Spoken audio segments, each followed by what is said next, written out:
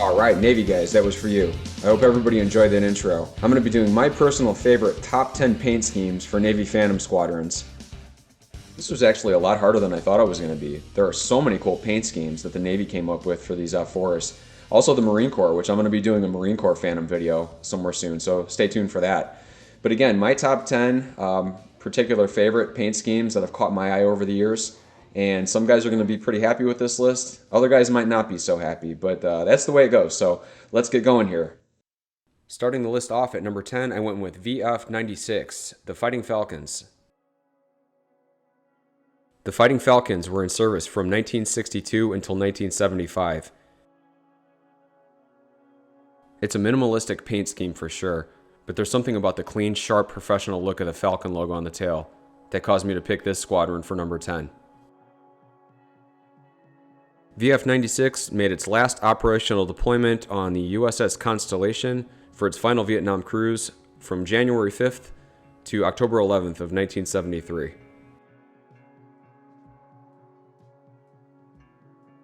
For number 9, I chose the Aardvarks of VF-114. The Aardvarks deployed on the USS Kitty Hawk's first cruise from September of 1962 until April of 1963. They had 9 further cruises on the Kitty Hawk. 8 of them teamed with VF-213, and 6 of them war cruises, from October of 65 until November of 1972. VF-114 transitioned to the F-4 in 1961, actually becoming the first deployable Pacific Fleet fighter squadron to do so. This is the point that they also changed their insignia to the Aardvark. It was inspired by a comic strip of the time. At one point they actually had a 2-foot replica of the Aardvark created, and they named him Zot. Number 8, the Diamondbacks of VFA 102.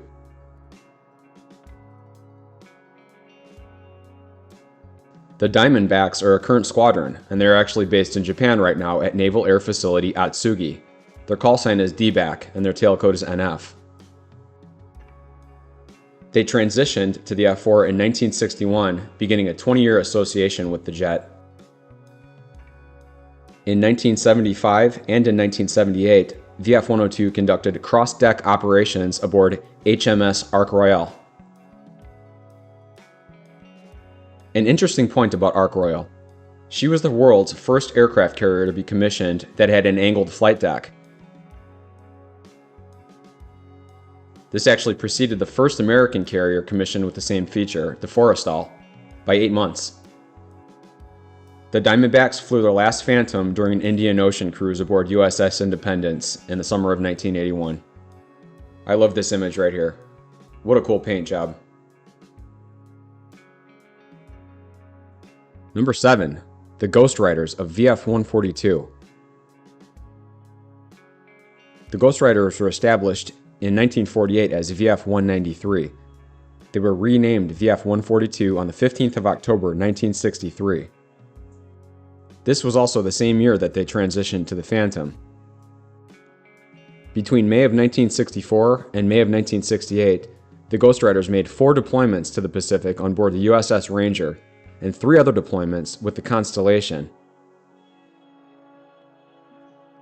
The Ghostriders deployed on their 7th and final combat deployment to Southeast Asia in September of 1972 on the USS Enterprise. After 47 years, the squadron was disestablished in April of 1995. Number 6, the Tarsiers. The squadron moved to Naval Air Station Miramar in September of 1961. 2 years later, the squadron embarked on the USS Oriskany.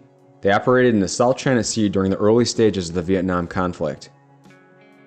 From May to October of '72, they participated in heavy airstrikes against targets in North Vietnam. In January of 1973, aviators from this squadron actually shot down the last MiG of the Vietnam War. From September to December of 1973, VF-161 was deployed on the Midway. The Tarsiers were still flying Phantoms into the mid-1980s. Number 5, the Silver Kings of VF-92. VF-92's roots date all the way back to 1948. They transitioned to the Phantom in 1963 and were deployed on the Ranger from August of '64 until May of 1965.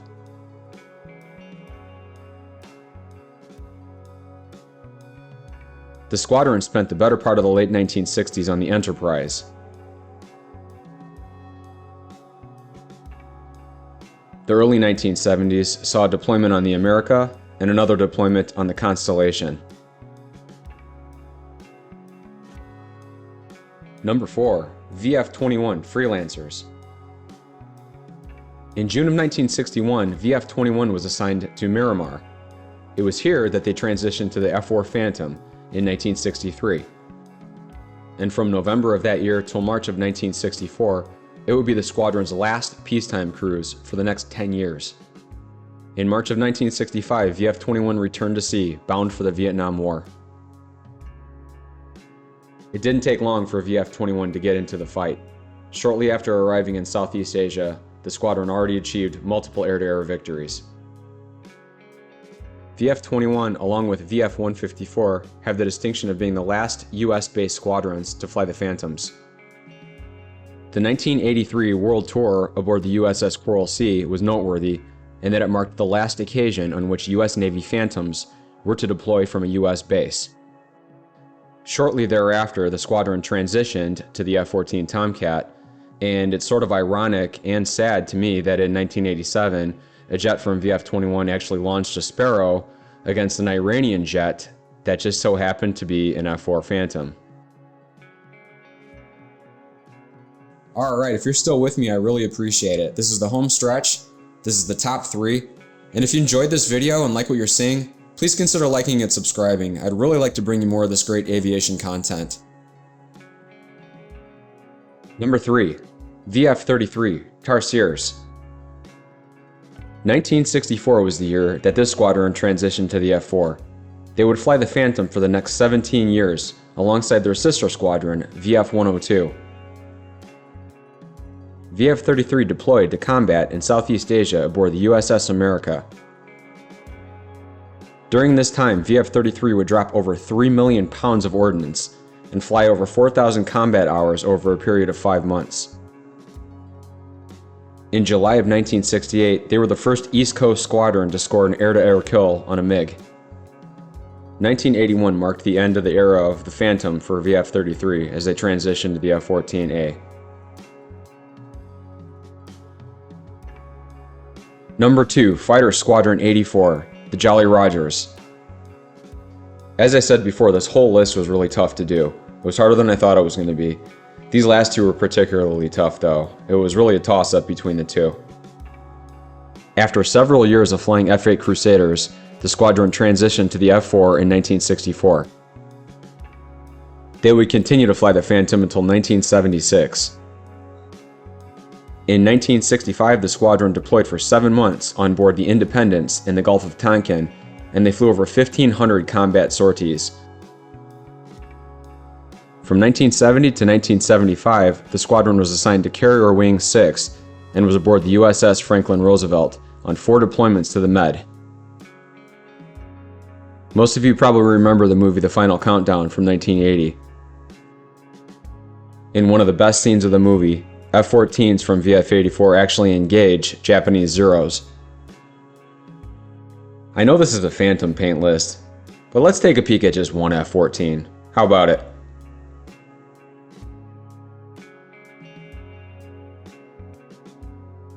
And my number 1 pick for this list, the Sundowners of VF-111.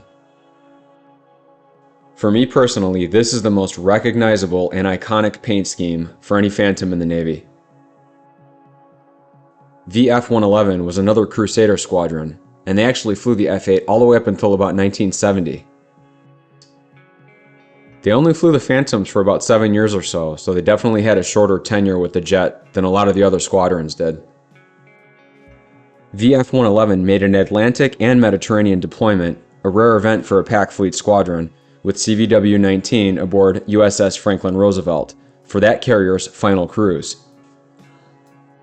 They then returned to Naval Air Station Miramar in April of '77, where they began transitioning to the F-14.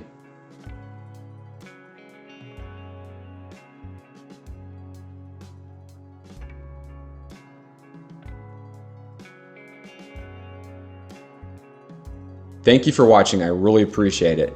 Here's to one of the coolest fighters ever made, the timeless, the classic, the one and only F-4 Phantom.